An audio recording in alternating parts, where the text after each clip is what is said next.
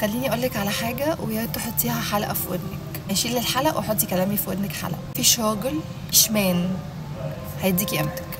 خلينا متفقين ان مفيش مان على وجه الارض، مفيش ذكر راجل هيديكي قيمتك الحقيقيه. انت ما بتاخديهاش غير من نفسك، من جوه، من هنا.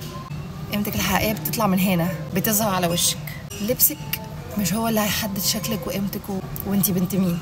فقيمتك الحقيقيه ما بتجيش من راجل. فانا عايزاكي يا بنت الناس كده تفوقي لنفسك وتفوقي لحياتك. ما تستنيش شخص يجيلك عشان يطلعك من الحزن والزعل والكآبة اللي انت فيه. بلاش كده، ما تعمليش ده. مفيش حد هيجيلك ينقذك. المنقذ ده مش هيجي. المنقذ ده هو ربنا عز وجل. مفيش منقذ. فشغل المنقذ والحصان الابيض ومش بلاش، ده مش هيجي. ده مش هيجي طول ما انت بالعقليه دي، هو مش هيجي. فانا هرجع اقولها لك تاني وتالت واخر مره يا بنت الحلال، اسمعيني. فقيمتك الحقيقيه بتطلع من جواكي، مش بتسيبي الراجل هو اللي يشاور عليها او يقولك مثلا بصي يا حبيبتي انت محتاجه تخسي شويه وهتبقي فورتيكا. مفيش كده. مش انت اللي هتقولي خست ولا اتخن. صدقيني القيمه الحقيقيه بتطلع من جواكي. وانس الراجل شايفك بترسمي، انتي اللي بترسمي بايديكي قيمتك في عينيه، الراجل ده هيفضل يحترمك طول حياته وهيفضل يقدرك وشايفك حاجه كبيره جدا.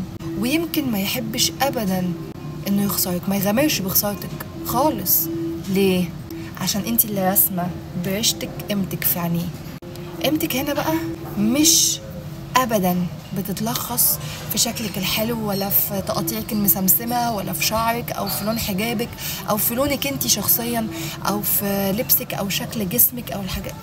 قيمتك الحقيقيه بتتلخص في هنا. الزلطه دي فيها ايه؟ الزلطه دي فيها لبسنج واغاني ومش عارف ايه ويلا وهوبا وبتاع؟ لا، بتتلخص في ان انت شخص مثقف، شخص بيشتغل على نفسه، شخص بيشتغل على جسمه، بيشتغل على دماغه، بيقرا كتب كتير، شاطر جدا في دراسته، شاطر جدا في شغله. الناس اللي هتحدد قيمتك هيحددوها من الزاويه دي. لو لقيتي شخص في حياتك بيحدد قيمتك من جمالك وشكل عينك المرسومين، عيون الغزلان دي، ولون شعرك وطوله، او لون حجابك، او شكل تسريحتك، او شكل لفه طرحتك، كل الحاجات دي، لو لقيتي شخص بيحدد لك قيمتك من خلال الحاجات دي، اعرفي ان الشخص ده شخص سطحي جدا وملوش في اي حاجه غير ان هو شايفك مانيكان عايز يعني يحب فيه شويه.